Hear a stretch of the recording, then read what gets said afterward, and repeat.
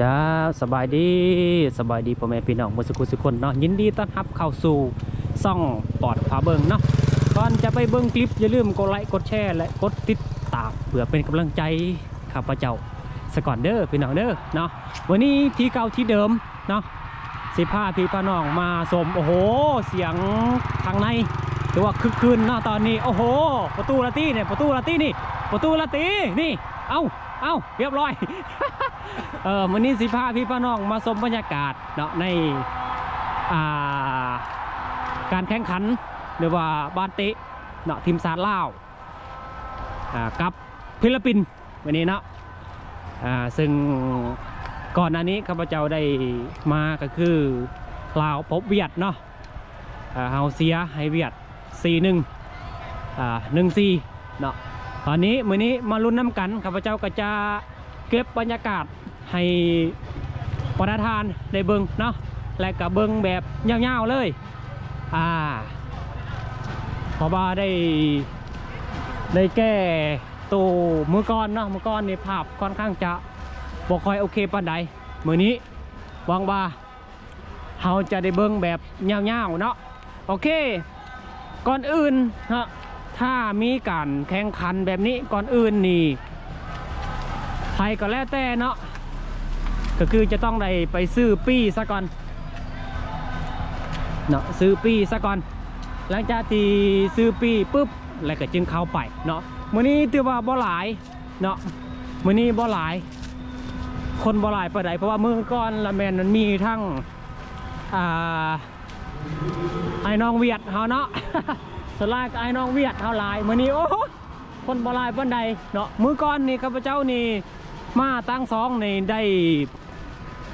อยู่โซนดีเนาะโซนทั้งหลังพุ่นละแต่มื้อนี้นี่คือสิบ่หลายปานใดเนาะเพราะว่ามื้อนี้นี่มีแต่คนลาวหลายคนลาวเสียลาวเนาะก็ขอเป็นกำลังใจให้กับคนลาวเฮาเนาะมาลุ้นน้ำกันว่ามื้อนี้สิเป็นจังไดอันนี้กับบรรยากาศนอกสนามเนาะนอกสนามไปซื้อปีปุ๊บแล้วก็เข้าไปในเลยเนาะเอาหลังจากที่เฮาได้ปีเป็นที่เรียบร้อยนะพี่น้องเนาะก็คือจะเข้าไปในสนามเลยเนาะวันนี้บอลหลายเขายิงแล้วเขายิงตียิงเรียบร้อยอีกแล้วพี่น้องเอ้ยคือคืนบนซืนผู้โอ้โหคอแหงเชียคอแหงเชียคนลาวเฮาเนาะเมื่อนี้คนลาวเฮา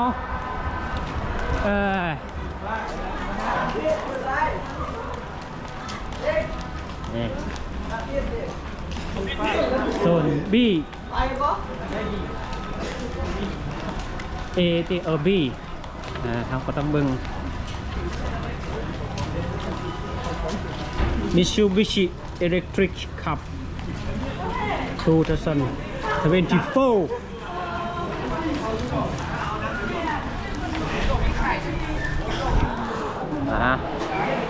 เข้าไปรุ่นน้ำกันแงดโซนบีได้อยู่นี่เด้อโซน B ร้อยเจ้าเขาอยู่นี่อุ้ยของเจ้าโซนซีไปอีกไงโซนซีไปอีกหน่อยนึงโซนเขาเจ้าเขานี่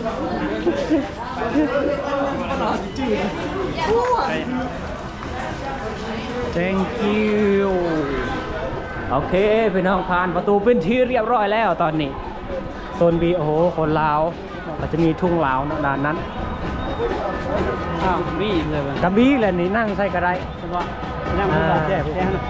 ตำเลยเนาะไปไปโอ้บรรยากาศคนกับบ่หลายปานใดมานี่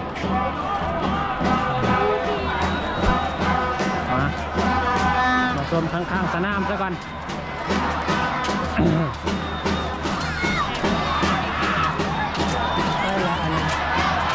โอ้ลาวน้ำแล้วพี่น้องลาวน้ำแล้ว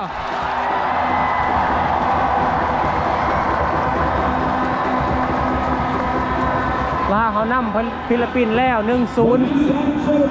หมดตั้งหนึ่ง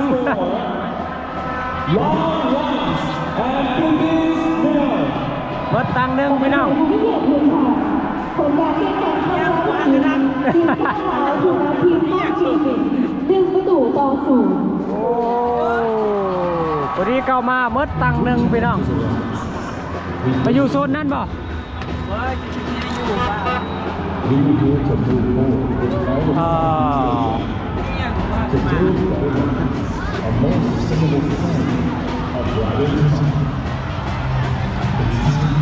โอ้บรรยากาศคึกคืนขนาดเลยขึ้นไปเทิงหรือไหมใช่ขึ้นนั่งเทิงหรือเปล่านั่งเทิงนะเทิงพูดวะพูดผู้สาวทางพูด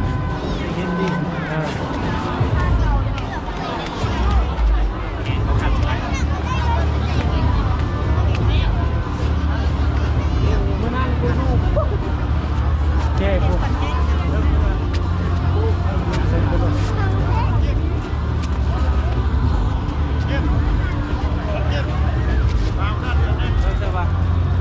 พูดจะอยู่นี่คุณเนี่ย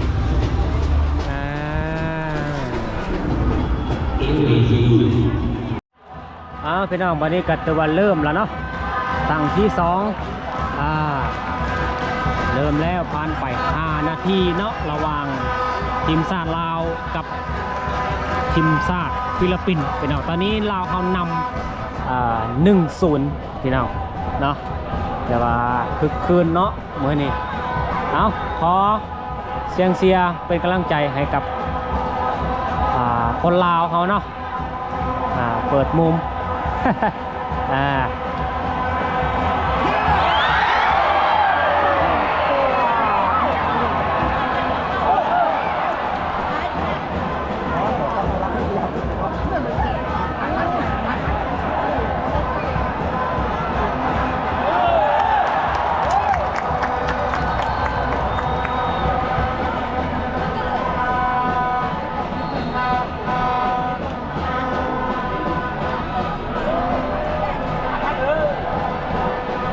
บรรยากาศคึกคืนม่วนซื่นพี่น้องวันนี้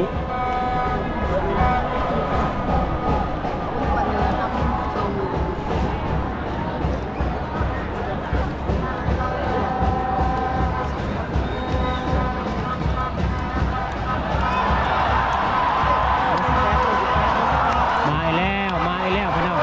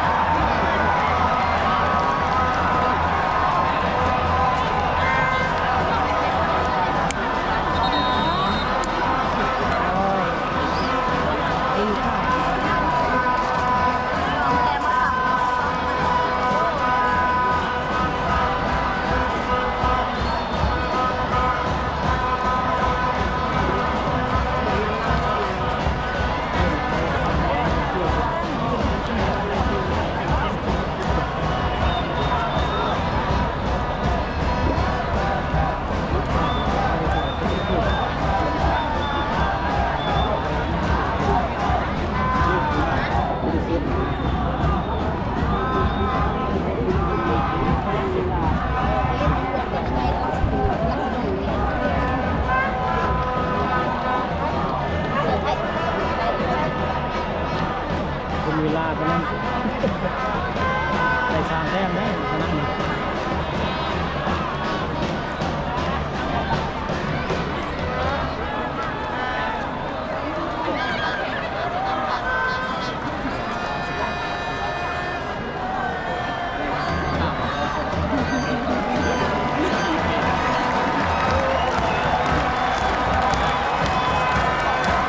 Substitutions for Laos.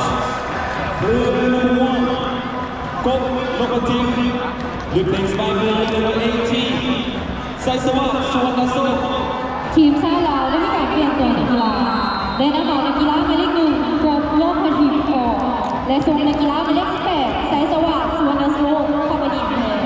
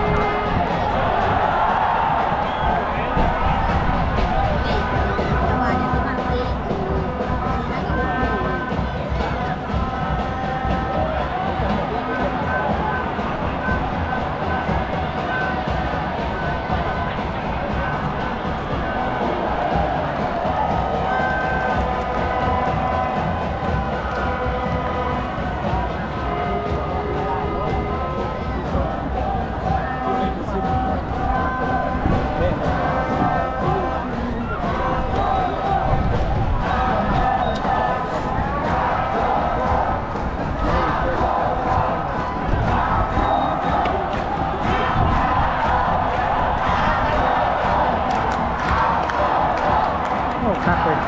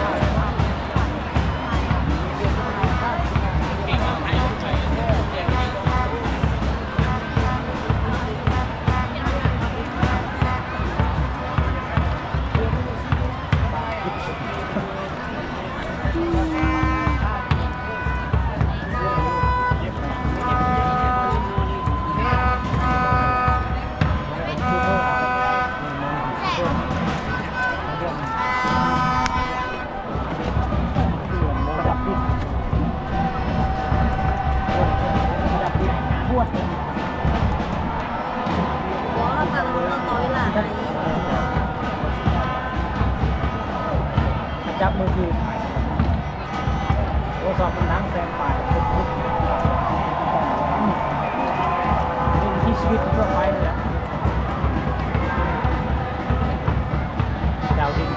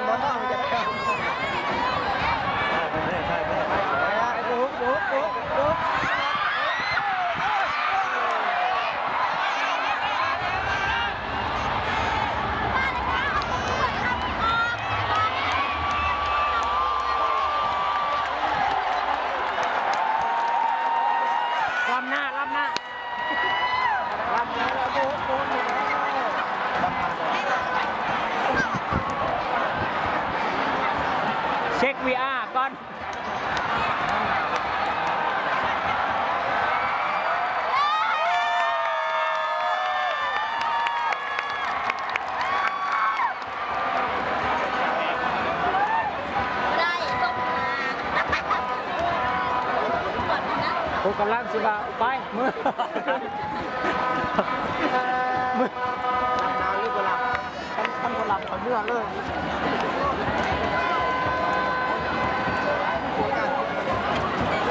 Substitutions for Philippines. Player number 19, Oscar Johannes Oliver Kinkonen.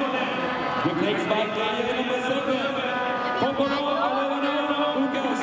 ก็ไม่ได้รับมา Player number 30, Alex James Winters Moniz. Replaced by player number 18, Patrick Alcala Leclerc. ทีมชาติฟิลิปปินส์ได้มีการเปลี่ยนตัวนักกีฬาได้นำออกนักกีฬาหมายเลข19ออสการีโจนาเดสโอริโวเคโคนินออก เล่นในติ๊กต็อกรอไม่เยอะไอ้พี่ตื่นตอนบ้านรอนี่เราลงนะเรากำลังลงนะแล้วลงแล้วมือได้มือ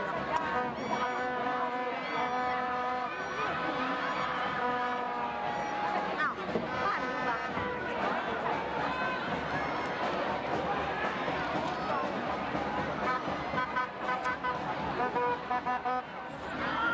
สู้โทรศัพท์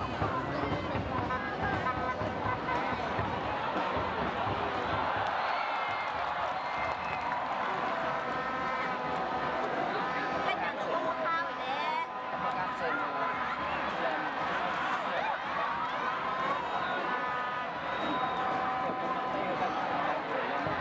เอาไปยิงเต้นค่ะมันลุกขึ้นไปโอ้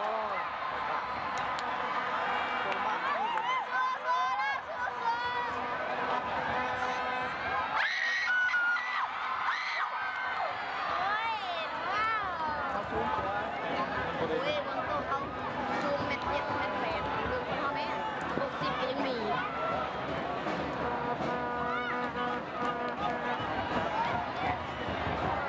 นี่บ่ถึงเลย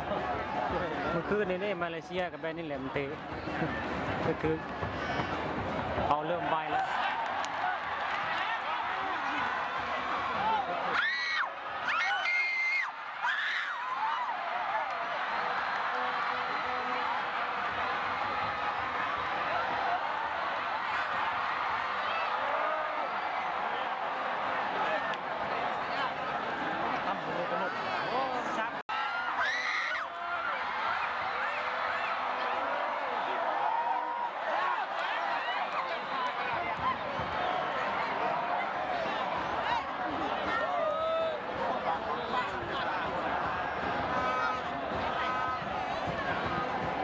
เดี๋ยวมาเทโลด้วยกัน เลือกแต่คนเอง มาเทโลมันดังสสิเกมันดัง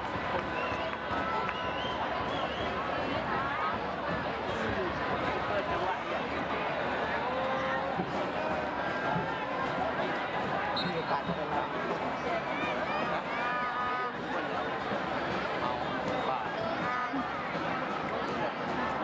จะมีชิดติดเสมอในบ่อนลาว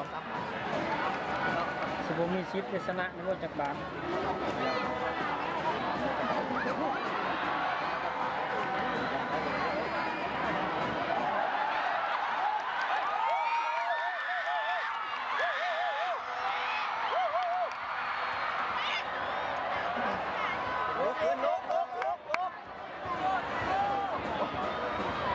น้ำคุณจะได้ตัวแข็งแข็ง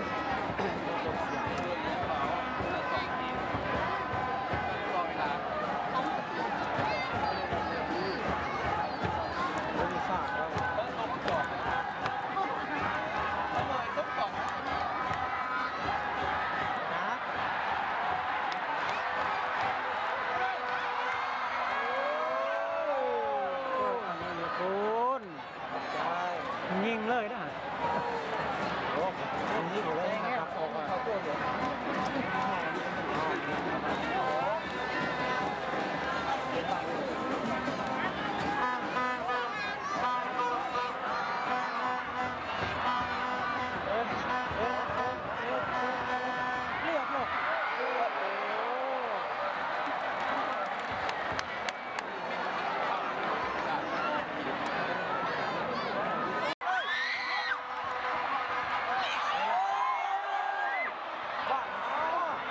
โมเมนต์อ่ะ แม่ต้องนี่เราเคยทำกัน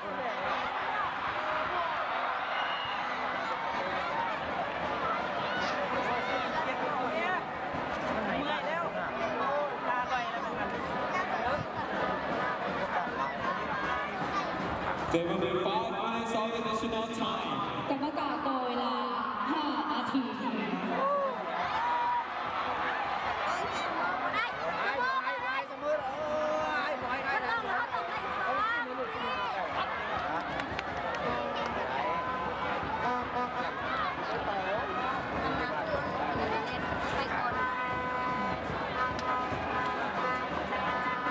เขายิงเขากันเรียบร้อยแล้วเนี่ย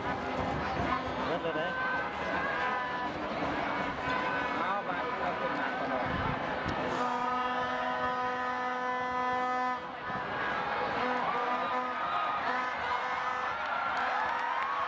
ค่อ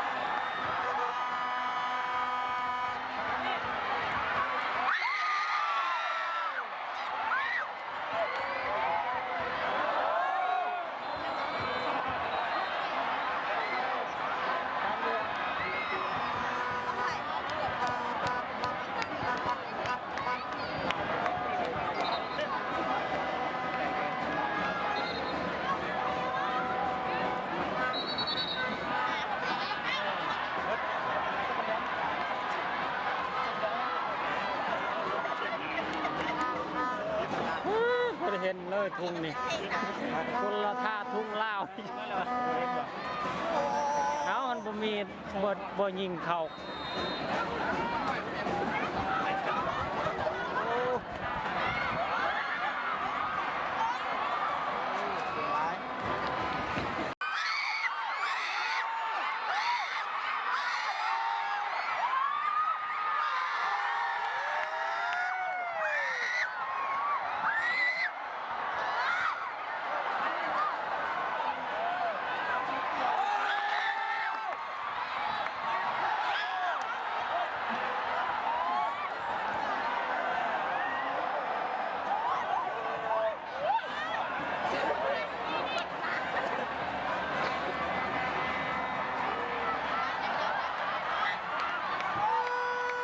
มาเลยแม่สิคนละ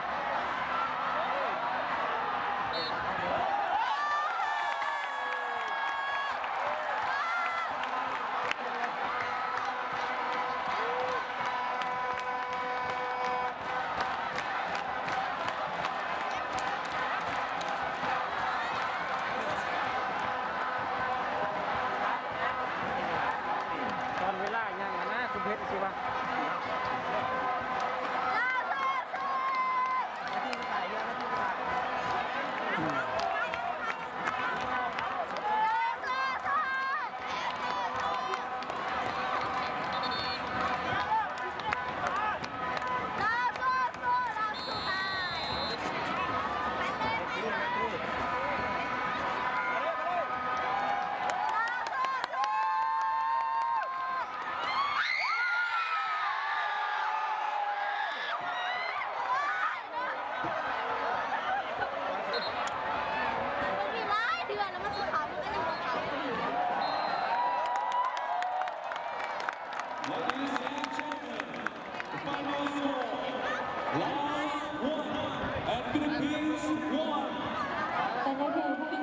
ค่ะ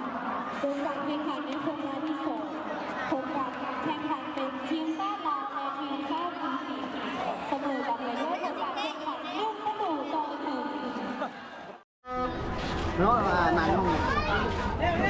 จบไปพี่น้องการแข่งขันทีมชาติลาวกับฟิลิปปินส์เนาะเสมอ1-1แบ่งกันคนละแต้มเนาะแต่ว่าคึกคืนมุ่นซื่นมื้อนี้กลับแล้วบ้านนี่วุ่นๆเอานัดต่อไปจังว่ากันอีกเทื่อนึงพี่น้องน่าจะนัดสุดท้าย รถจนขอบใจเปิ้ล โอเคสวัสดี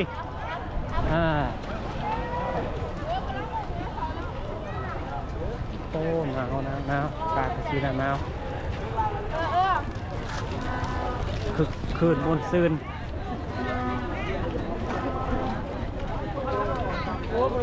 มันเรา